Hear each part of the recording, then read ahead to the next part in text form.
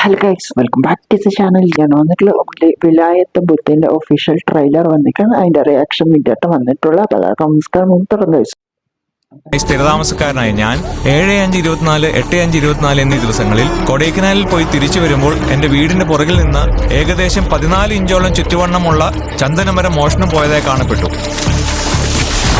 ഫോറസ്റ്റുകാർ ലിസ്റ്റിൽപ്പെട്ടായതുകൊണ്ടേ നാളെ ഇനി ഏണിയാവണ്ടല്ലോ എന്ന് വെച്ച് ഇവിടെ വന്ന് ചുമ്മാ ഒരു പരാതിയും കൊടുക്കും. അവൻ നോക്കി വെച്ചാൽ അവൻ കൊണ്ടുപോകും. അവന്റെ തൊഴിലായി ചന്ദനം മോഷണം. தெரியுதா யார் வந்திருக்காங்கன்னு?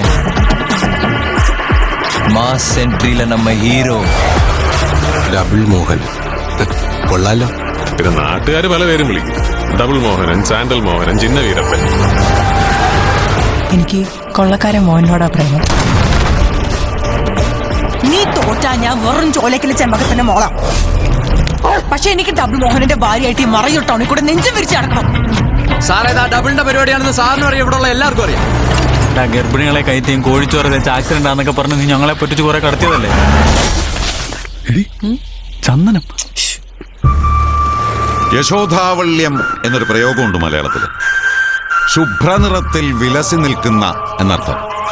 അതിന്റെ തണലിൽ നിന്നാ മതി, കറ പുരണ്ടവരും തിളങ്ങും.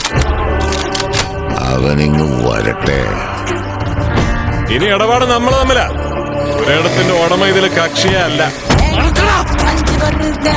ഞാൻ വില പറഞ്ഞുറപ്പിച്ച ഇടപാടിന്റെ ഇടയിലുണ്ട് നീ തല കൊണ്ടിട്ട ആ തല ഞാൻ എടുക്കും. ഒന്നുകൂടെ വിളയണം. അടുത്ത അവന്റെ നെഞ്ചത്ത ഞാൻ കൊല്ലും. ആരാണെങ്കിലും കൊല്ലും. വിളച്ചിലെടുക്കല്ലേടാ.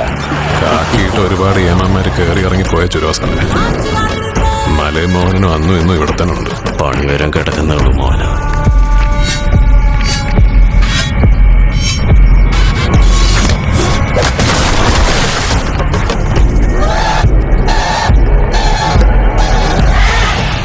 പതിനഞ്ചേരം ചന്ദനത്തിലെ ഏറ്റവും ലക്ഷണമൊത്ത വിലായത്ത് എനിക്കായിട്ട്.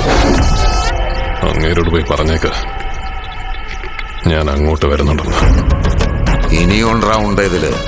നീങ്ങ വാ. റൈറ്റ് ഒളുത്തിട.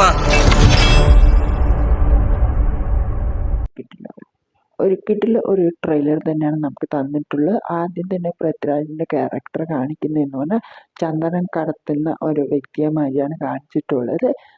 ഈ ഒരു വ്യക്തി കേസ് കൊടുക്കുന്നു. കേസ് കൊടുത്ത് അത് വെട്ടി മാറ്റിയിട്ട് എടുത്ത് കൊണ്ടുപോയി അവിടെ വിൽക്കുന്ന മാതിരിയാണ് കാണിച്ചിട്ടുള്ളത്. ഒരു പുഷ്പേൻ്റെ ആ ഒരു തുടക്കം മാതിരിയൊക്കെ എനിക്ക് തോന്നിയിട്ടുണ്ടായിരുന്നു. പിന്നെ പോകെ എനിക്ക് പേഴ്സണലി സൂപ്പറായിട്ട് ഇഷ്ടപ്പെട്ടു. ഈ ഒരു 21-ാം തീയതിയാണ് റിലീസിങ് ഡേറ്റ് കൊടുത്തിട്ടുള്ളത്. അപ്പോൾ ഓക്കെ, ബൈ ബൈ.